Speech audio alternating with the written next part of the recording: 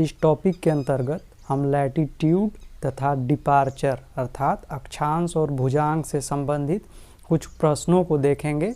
उनको हल करने का जो पैटर्न है उसको समझेंगे कि आखिर हम कैसे हल करते हैं, ताकि एग्ज़ाम में अगर पूछे तो आप बना सकते हैं। तो सबसे पहला क्वेश्चन हमने यहाँ पर जो लिया है वो लिया है कि एक रेखा का जो निर्देशांक है वो दिया हुआ है, और वो जो रेखा हो गई ए बी रेखा हो गई, उसका निर्देशांक उत्तरांतर अर्थात नॉर्दिंग के रूप में यहाँ पर दिया हुआ है, जो कि ए बिंदु का इतना है, बी का इतना है, और जो पूर्वांतर है अर्थात जो ईस्टिंग है उसका जो निर्देशांक को ए बी का दिया हुआ है। तो जैसे हमने जब निर्देशांक वाला टॉपिक पढ़ाया था तो उसमें हमने बताया था कि जो 4 कोऑर्डिनेट में हम बांटते हैं, उस 4 कोऑर्डिनेट में जब हम बांटते हैं तो जो हम 4 जो हमारे चतुर्थांश हैं उनका जो चिन्ह है वो हम कैसे निर्धारित करते हैं। तो हमने 4 पादों में कुछ इस तरीके से बांटा था। ये इस तरह से घूम रहा है, पाद का जो क्रम है 1 2 3 4 ऐसे है। तो हमने जैसे बताया था कि अगर ये हमारी क्षैतिज रेखा है तो क्षैतिज रेखा के ऊपर और नीचे 2 बांटेंगे हम। तो इस क्षैतिज रेखा हम इसको मान ले रहे हैं, तो इसके ऊपर का जो लेंगे वो पॉजिटिव लेंगे और जो नीचे का लेंगे वो हम निगेटिव लेंगे। तो ऊपर के लिए प्लस, नीचे के लिए माइनस। फिर हमने बताया कि ये जो नॉर्थ साउथ वाली रेखा है इसके दाहिने साइड, इसके बाएं साइड हम कैसे लेंगे। जब दाहिने साइड हम लेंगे, दायां साइड जब हम लेंगे तो प्लस, और जब बायां साइड लेंगे तो हम क्या लेंगे, निगेटिव। तो इस रेखा के दाहिने साइड है तो पॉजिटिव हम ले लिए, तो ये यहाँ पे कुछ इस तरीके से हो जाएगा, और इसके बाएं साइड जब हम लेंगे तो निगेटिव मान आएगा।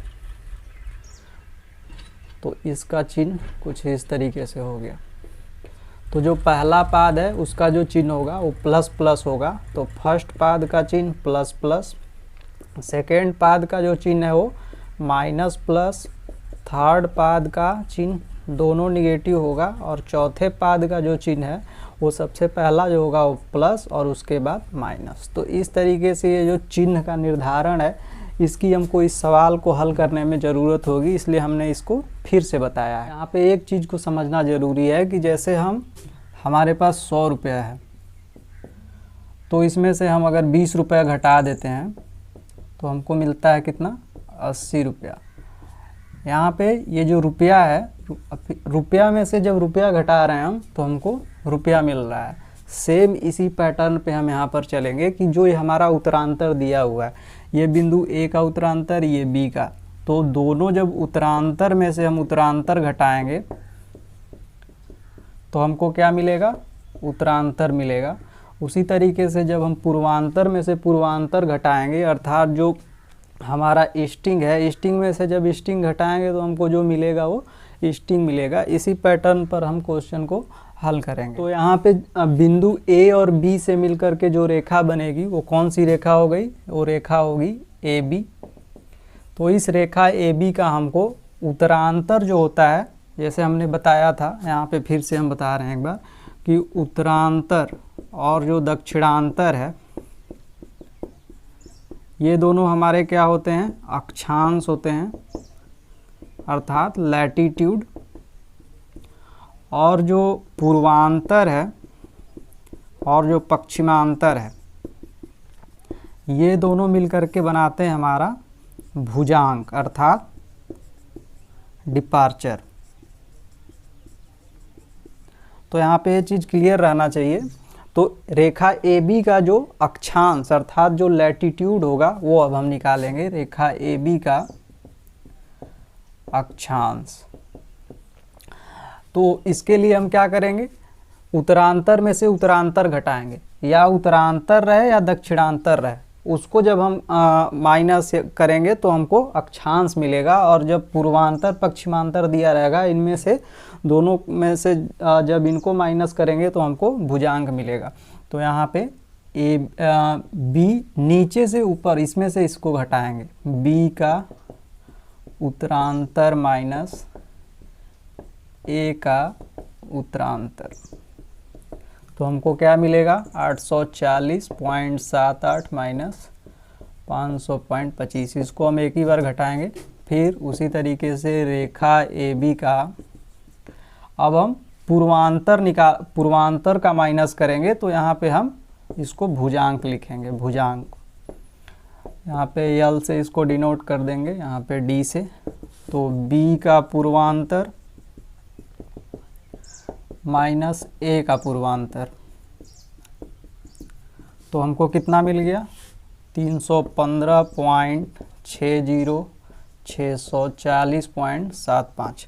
अब हम इसको घटा लेंगे, तो ये हो गया हमारा 840.78 माइनस 500.25, ये हो गया हमारा 340.53। और इसके बाद 315.6 माइनस 640.75, तो ये हमारा माइनस में आ गया 325.15। तो अब हमारा ये भुजांक हो गया और ये अक्षांश, अब दोनों हमारे पास आ गया है। तो जब हमको अक्षांश अर्थात लैटीट्यूड और डिपार्चर दिया रहे, तो हम रेखा की दिशा को ज्ञात कर लेते हैं। तो रेखा की दिशा ज्ञात करने के लिए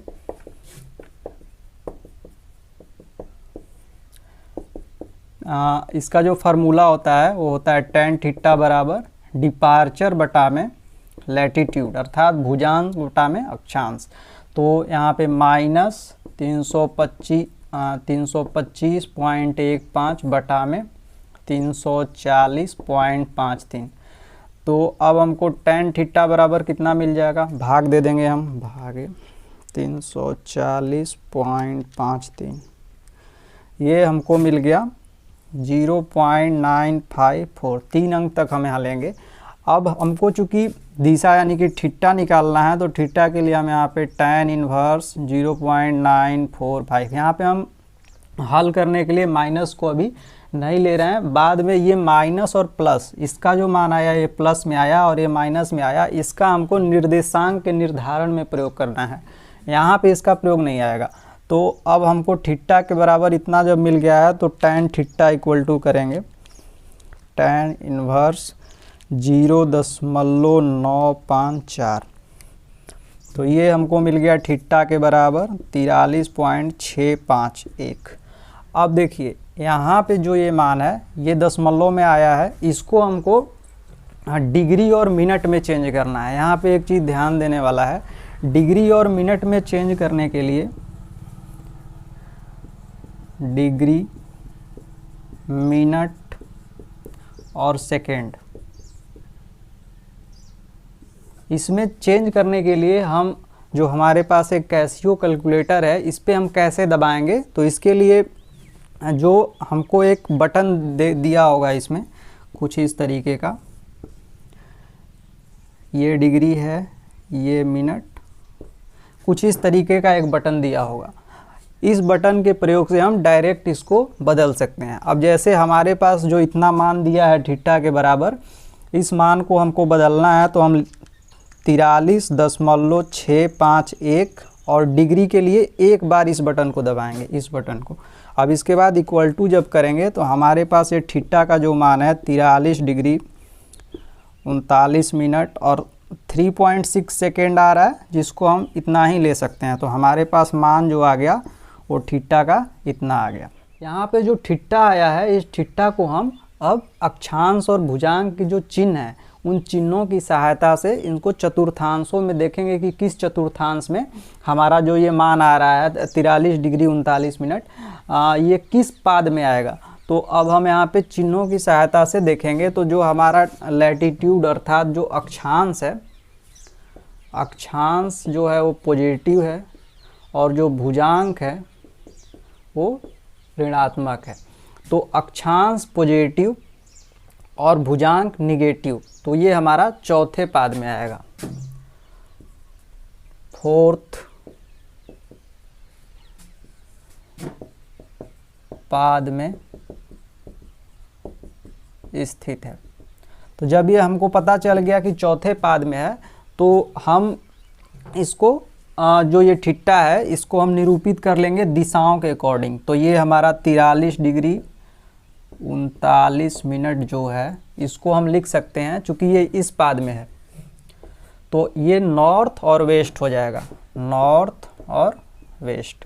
तो इसको हम कुछ इस तरीके से डिनोट कर लेंगे। ये जो 43 डिग्री 39 मिनट नॉर्थ और वेस्ट जब हमने लिख दिया, तो चूँकि आपको ये पता होगा, कंपास सर्वे में आपने पढ़ा होगा कि जब हम दिशाओं का आगे निरूपण करते हैं तो दिशाओं का निरूपण क्या कहलाता है, वो रिड्यूस बियरिंग में कहलाता है। रिड्यूस बियरिंग में है ये। अब इस रिड्यूस बियरिंग को हम होल सर्कल बियरिंग में चेंज करेंगे। तो होल सर्कल बियरिंग में हमको चेंज करने के लिए क्या करना होगा कि हमको देखना होगा कि ये यहाँ से नॉर्थ से कितना डिग्री का कोण बना रहा है। ये यहाँ से हम देखेंगे कि नॉर्थ से कितना डिग्री का कोण बना रहा है। तो इसको हम क्या करेंगे कि ये जो पूरा 360 डिग्री है, इस 360 डिग्री में से इस कोण को जब हम घटा देंगे तो हमको ये मान होल सर्कल बियरिंग में मिल जाएगा। तो 360 डिग्री माइनस 43 39, अब इसको हम जब चेंज करेंगे तो कितना 360 डिग्री माइनस 43 डिग्री 39 मिनट, तो ये हमारा आएगा 316 डिग्री 21 मिनट आएगा। तो जो ये मान आया, यह मान हमारा रेखा का दिक्मान हो गया, रेखा का दिक्मान, ये एक हमारा आंसर हो गया। अब हमारा जो दिक्मान है रेखा का वो हमको ज्ञात हो गया। अब हम रेखा की लंबाई को ज्ञात करेंगे। रेखा की लंबाई को ज्ञात करने के लिए जो सूत्र होता है वो होता है अंडर रूट में लैटीट्यूड का स्क्वायर डिपार्चर का स्क्वायर। तो यहाँ पे हमारे पास जो लैटीट्यूड है वो कितना है 340.53 का होल स्क्वायर प्लस ये माइनस है तो माइनस 325.15। जब स्क्वायर करेंगे तो माइनस ख़त्म हो जाएगा। इसके बाद हम इसको लिख लेंगे यहाँ पे 340.53 का स्क्वायर प्लस 325.15 का स्क्वायर, ये आ गया हमारा इतना, फिर अंडर रूट कर दिए तो ये हमारा आएगा 470.83।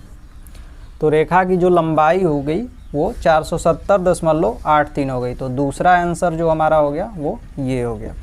तो इस तरीके से हम इसको हल कर लेंगे। अब हमारे पास दोनों आ गया, रेखा की लंबाई और रेखा का दिक्मान।